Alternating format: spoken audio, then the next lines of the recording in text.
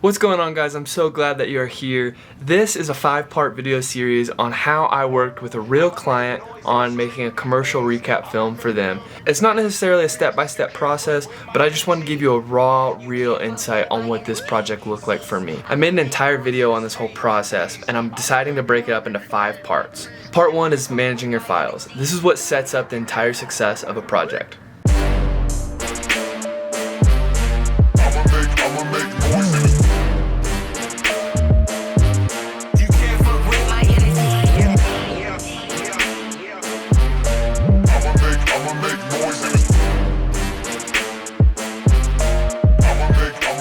I don't even really know how to start YouTube videos anymore. Everyone has a tagline and everyone gets mad if you steal their tagline, but what's up? I'm JB, Justin Burgan. Today I'm going to show you a real live look at what it looks like to be a freelance editor. Last night I flew back from Pittsburgh, Pennsylvania. I was out there in Seven Springs shooting an archery tournament called OPA. During that same weekend, I actually had the opportunity to potentially film Wakefest down outside of Nashville, Tennessee, but unfortunately my schedule was conflicted. I had already booked that shoot, so I wasn't able to film. The next best option was being able to edit their recap. So I got the hard drive last night as soon as I landed. This is the first time I'm looking at any of the footage. I wanted to take kind of a live, raw look at what it looks like to be an editor for a freelance project. So here we go. Let's dive in. So real quick, I want to see what the actual folders consist of. We've got an A cam, a B cam, and drone. Makes sense? Awesome, pretty straightforward. I know it was a 2-day event. I'm just going to guess that the A cam rolled over on day 1 and day 2, and that's all the footage for each individual camera, A cam, B cam, and drone. I can actually check that. Taking a look at the date modified, you can see there's a couple different dates on there. For me, the accuracy of the date doesn't necessarily matter, especially for a recap. It's just going to be a creative edit. So let's open up Premiere and see what's up. Alright, here we are in Premiere. Before I actually do anything, I'm going to go back to the original folder that I was given. So I'm going to go ahead and set up a project file window, or folder, I'm sorry.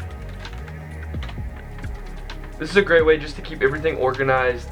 2, when I give this hard drive back to the client, they can go and open up the project file and they'll be able to access all the assets. So boom, we're going to go new project, browse, we're in 2019 main, Wakefest, project files. Boom, select folder, Wakefest 2019. Sounds good. We're on CUDA, everything looks good. I don't really mess with these 2 settings right here, but all is well. Let's click OK. I'm excited to show you how to properly ingest red raw footage. 1, we're just going to throw the drone footage in right away. I just drag and drop media. We can see it's importing in the background. If I had to take a guess, I think that the red raw is going to transfer faster than this DJI drone footage. That is just because of how amazing and fast the red raw codec actually is. Awesome, so here we go. Oh, it looks like they took some stills. That's great. I don't want those, but that is great. So here we go. So this is actually an interesting place to be right now. So everything was filmed in 29:9:7. I actually need to reach out to the client and see what frame rate they want, because that is going to be obviously the first and foremost thing that I want to start in. And I'm going to go ahead and just check before I reach out. I'm going to see what they filmed the A and the B cam, what frame rate they filmed that on. And if it's all 29:9:7, I'm going to take a guess that it's 29:9:7, but you need to ask. Got to make sure.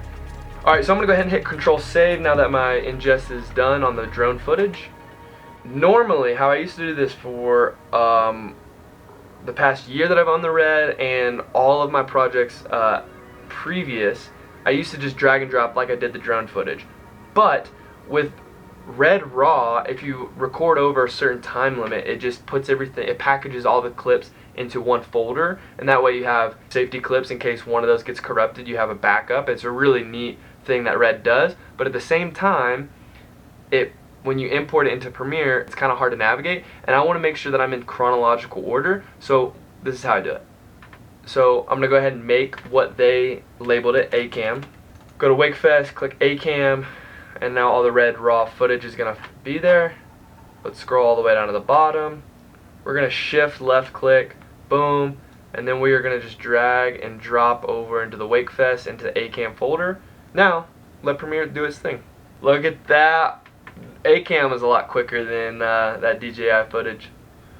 Boom, there we go.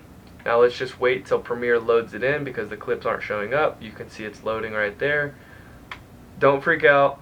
I don't know if it does this on Macs, it does it on PC.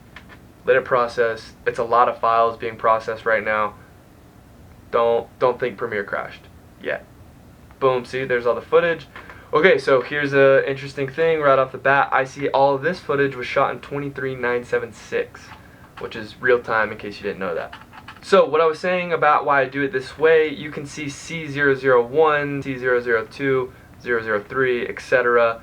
Now this means that it's going to be in chronological order. So that way when I'm editing, I know I can go ahead and click these clips, and when I'm scrubbing through, this was the first thing they shot. So in case they're giving me notes or in case I want to view it chronologically, I know I now have access to chronological footage. You can see up here in the top left, WakeFest 2019 with the star. That means your project has been updated but not been saved. So I'm going to go ahead and hit Control S, and that star is going to go away. Boom, save project, boom. Now you know that you have an updated project in Premiere. You're doing well. Alright, so we need to do the same thing with the BCam. While that's loading, I'm actually going to call the client right now and make sure that we want this edited in a 23.976 timeline. Hey, I just wanted to confirm real quick that this project needs to be exported out in a 23.976 timeline. Yes, sir.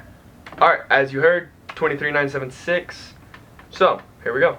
I'm going to go ahead and hit Control Save again. I like to make sure every time I'm importing, and I also like to import individually. Sometimes you might have a hiccup with a file transfer. So if you do, you want to make sure that you can correctly know where that hiccup is coming from. That's why I like to make sure that I'm importing each folder of clips individually. That way if anything goes wrong, I know where to start and trying to find where the problem is. So you can see everything here is 23.976 and in chronological order, so we are good there. I appreciate you guys watching this video series. Please let me know down in the comments what you would like to see in the future. Let me know if this helped or didn't help. I'm really appreciative that you guys spent your time watching this video, and I hope you learned something. Leave a comment below on what you learned or what you would like to learn. Leave a thumbs up if you liked the video, and maybe subscribe and tell your friends because your boy could use some help. I really appreciate you guys. Thanks for watching. Till next time. Peace. So before I do anything else, I need to go back to that drone footage. That drone footage is 29.97, and that is not going to go well on a 23.976 timeline. So let's jump in. I'll show you how to do that real quick.